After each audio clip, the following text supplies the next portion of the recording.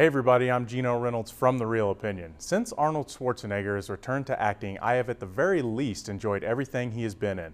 Until now, those movies have been more on the fun action side, but Sabotage is a completely serious action thriller.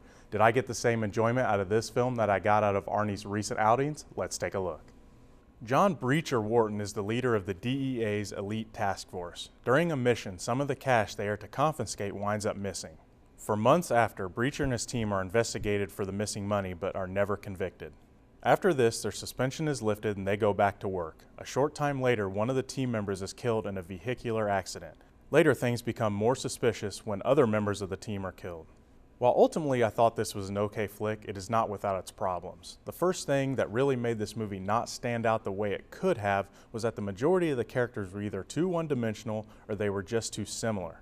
Sure, it was fun at times for the characters to act macho, but there was not enough of a difference between these characters to really get to know their characters past the feeling of tough guy number one, tough guy number two, married tough guy, his tough wife, who is also on the team, etc., etc. Except for Arnie's character, we really don't get a ton of details on the majority of the other characters in the film. The little we are given works, but it is not enough to become invested in them the way we need to be. To add a little more to the feel of the characters, it felt like all the main characters fell only into three categories: tough character, funny character, and Arnold Schwarzenegger. The plot of the movie has some decent but predictable twists. Though you may not figure out everything, you will figure out the main mystery of the movie pretty easily. There isn't a whole lot of originality with what we are given, but for the most part, it's mildly entertaining.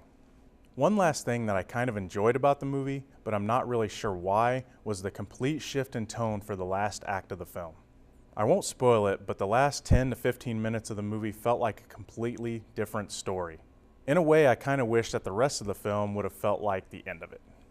While I would rather see Arnie do more fun action films, this one is not too bad. It would have been better if I could have gotten invested in the other characters a bit more, but ultimately this one wouldn't be a terrible rental. But remember, it's only just one guy's opinion. Also remember to check out the Real Geno Facebook page to find out how you can score some tickets to an advanced screening of Seth Rogen and Zac Efron's new movie Neighbors.